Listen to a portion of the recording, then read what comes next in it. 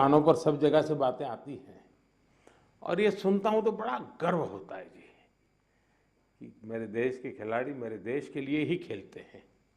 मेरे देश के नाम को रत्ती भर भी खरोच आ जाए ये मेरा देश का एक भी खिलाड़ी नहीं चाहता है और यही हमारी सबसे बड़ी पूंजी है और उसके लिए ये पूरी टीम बहुत बहुत बधाई के पात्र है। साथियों, आप सबने पूरी दुनिया में भारत के तिरंगे की स्थान बढ़ा करके देश वापस लौटना और मेरे निवास पर आपका स्वागत करने का मुझे अवसर मिलना, मैं इसे मेरा अपना गौरव मानता हूं। और पेरिस जाने से पहले जो जाते हैं उनको भी पता होता है कि हमें अपना बेस्ट देना है और मैंने हमेशा यही कहा है सबको कि आपको अपना बेस्ट देना है और आपने दिया है। दूसरी बात है, हमारे खिलाड़ी उम्र में बहुत छोटे हैं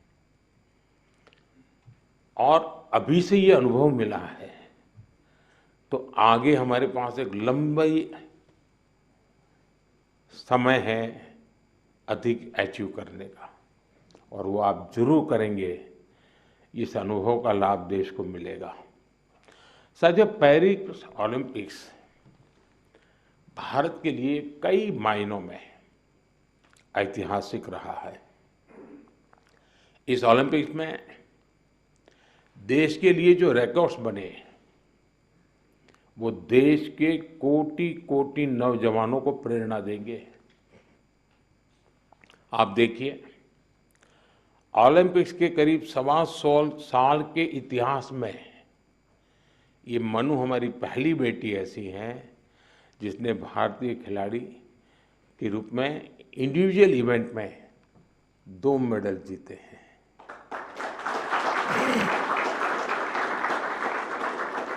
हमारा नीरज पहला ऐसा भारतीय खिलाड़ी है जिन्होंने इंडिविजुअल इवेंट में गोल्ड और सिल्वर जीते हैं। हॉकी में भारत ने 52 साल बाद लगातार 2 बार मेडल जीते कंटिन्यूसली। अमन ने केवल 21 साल की उम्र में मेडल जीत करके देश को बिल्कुल इतना प्रसन्न कर दिया है और अमन के जीवन के विषय में आज देश जानने लगा है तो उनको लग रहा है कि भाई व्यक्ति के जीवन की कठिनाइयों से भी इंसान अपनी यात्रा को, स्वप्न को, संकल्प को सिद्ध कर सकता है। कठिनाइयां अपने आप अपनी जगह पर रह जाती है। अमन ने करके दिखाया है। विनेश पहली ऐसी भारतीय बनी जो कुश्ती में फाइनल तक पहुंची। ये भी हमारे लिए बड़ा गर्व का विषय है। ओलंपिक्स में 7 शूटिंग इवेंट्स में इंडियन शूटर्स फाइनल्स में पहुंचे और ये भी पहली बार हुआ है। इसी तरह तीरंदाजी में धीरज और अंकिता पदक के लिए खेलने वाले पहले भारतीय तीरंदाजी बने और लक्ष्य, हमारा लक्ष्य सेन, आपके मैच ने तो पूरे देश का जोश बढ़ा दिया है। हमारे लक्ष्य भी ओलंपिक में सेमीफाइनल तक पहुंचने वाले एकमात्र पुरुष बैडमिंटन खिलाड़ी बने हैं। हमारे अविनाश सावले, इसने ट्रिपल चेज के फाइनल में क्वालिफाई किया। इस फॉर्मेट में ये भी फर्स्ट टाइम रहा। साथियों, हमारे ज्यादातर मेडलिस्ट, जैसा मैंने कहा, अपने 20s में है, बहुत छोटी आयु के हैं। आप सभी बहुत युवा है, आपके पास बहुत समय है, बहुत ऊर्जा है और ये भी सही है कि टोक्यो के और पेरिस के बीच में नॉर्मली 4 साल का समय रहता है। इस बार 3 साल का ही समय था तो हो सकता है आपको 1 साल और अगर मिला होता प्रैक्टिस का तो शायद आप और नई कमाल करके दिखा देते। अभी लंबी कैरियर में आप कई बड़े टूर्नामेंट खेलेंगे, खेलना बंद नहीं करना चाहिए, रुकना भी नहीं चाहिए, एक भी मैच छोड़नी नहीं चाहिए। ये युवा दल इस बात का प्रमाण है कि स्पोर्ट्स में भारत का भविष्य कितना उज्जवल रहने वाला है। मुझे विश्वास है पेरिस ओलंपिक्स भारतीय स्पोर्ट्स की इस उड़ान के लिए एक लॉन्च पैड साबित होने वाला है। ये टर्निंग पॉइंट है हमारा। उसके बाद विजय ही विजय है दोस्तों, हम रुकने वाले नहीं है। साथियों, आज भारत अपने यहाँ world class sports ecosystem develop करने की प्राथमिकता दे रहा है। ग्रासरूट से आने वाले खिलाड़ियों को उनको तराशना ये बहुत जरूरी है। हमने गांव-गांव, शहर-शहर से युवा प्रतिभाओं को आगे बढ़ाने के लिए खेलो इंडिया मुहिम शुरू की और मुझे खुशी है कि खेलो इंडिया से निकले 28 खिलाड़ी इस ओलंपिक समूह का हिस्सा बने हैं।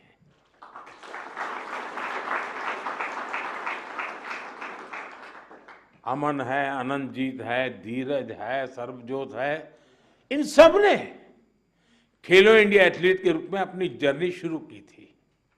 और इससे हुआ ये है कि खेलो इंडिया में खेलना और जी भर के जीतना ये एक बहुत बड़ा अहम हिंदुस्तान का कार्यक्रम बन चुका है जी।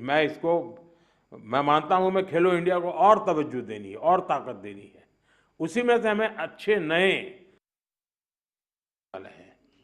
आपकी तरह ही खेलो इंडिया एथलीट्स की एक बड़ी फौज देश के लिए तैयार हो रही है। हमारे खिलाड़ियों को सुविधाओं और संसाधनों की कमी न पड़े, ट्रेनिंग में दिक्कत ना आए, इसके लिए बजट भी लगातार बढ़ाया जा रहा है। सबको पता है कि किसी भी खिलाड़ी के लिए ज्यादा से ज्यादा कंपटीशन में हिस्सा लेना कितना आवश्यक है। मुझे संतोष है कि ओलंपिक्स के पहले आपको अनेकों इंटरनेशनल कंपटीशन का एक्सपोजर मिला है। इतने सारे कोच और एक्सपर्ट्स, डाइट, उपकरण और कोचिंग, सब पर इतनी बारीकी से ध्यान, वर्ल्ड क्लास फैसिलिटीज देने का प्रयास, इस तरह की सुविधाओं के बारे में हमारे यहाँ पहले सोचा नहीं जाता था।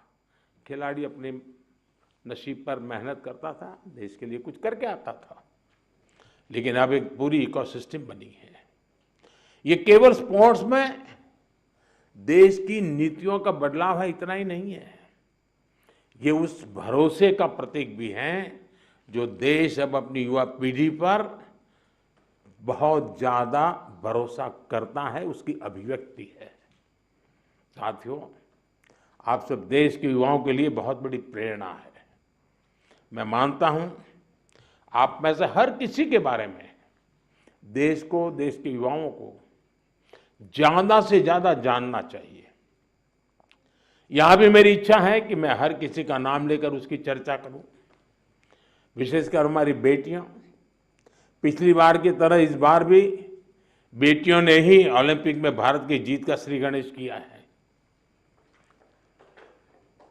मनु को जिस तरह पिछली बार तकनीकी कारणों से निराश होना पड़ा था, फिर उन्होंने जो वापसी की, अंकिता ने जिस तरह सीजन का अपना सर्वश्रेष्ठ प्रदर्शन किया, मनिका बत्रा और श्रीजा अकोला ने भी सबका ध्यान खींचा है। इसी तरह बाकी खिलाड़ी भी रहे, खासकर नीरज ने अपनी लगन और अनुशासन में जिस तरह कंसिस्टेंसी दिखाई है, स्वप्निल ने कठिनाइयों को पार कर जिस तरह मेडल जीता है, हॉकी में हमारे सरपंच साहब, उनकी टीम ने दिखा दिया कि भारत की ताकत क्या है। पीआर श्रीजेश ने ये बता दिया कि द बॉल क्यों है। जो मेडल जीता या जो एक पॉइंट या कुछ सेकंड से चूका, उस सब ने एक ही संकल्प दोहराया, ये सिलसिला गोल्ड से पहले नहीं रुकेगा।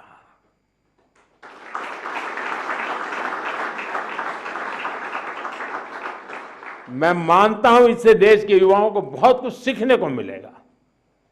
साथियों, हमारा भारत 2036 ओलंपिक्स की मेजबानी हासिल करने के लिए तैयारी कर रहा है। मैंने आज भी वहां भी लाल किले से भी बोला है, हम पूरी तैयारी कर रहे हैं।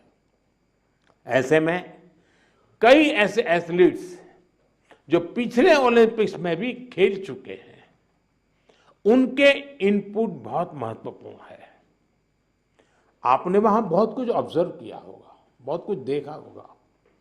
ओलंपिक की प्लानिंग से लेकर के वहां की व्यवस्थाओं तक, स्पोर्ट्स मैनेजमेंट से लेकर इवेंट मैनेजमेंट तक, आपने अनुभव, अपने ऑब्जर्वेशंस, हमने इसको लिख के रखना चाहिए, वो सरकार को साझा करना चाहिए, ताकि हमें 2036 की तैयारी में ये जो छोटी छोटी बारीक चीजें खिलाड़ी देख करके आता है, उससे और जो कमी नजर आती है वो भी हमें 36 की तैयारी के लिए काम आएगी।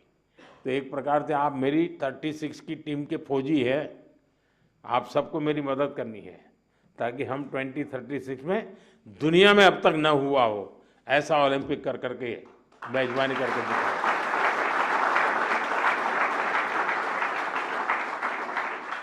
मैं चाहूंगा कि खेल मंत्रालय इसके लिए एक ड्राफ्ट बनाए और सभी खिलाड़ियों से उनके डिटेल में फीडबैक लें, उनके सुझाव लें, तो हम जरूर तैयारी अच्छी तरह कर पाएंगे।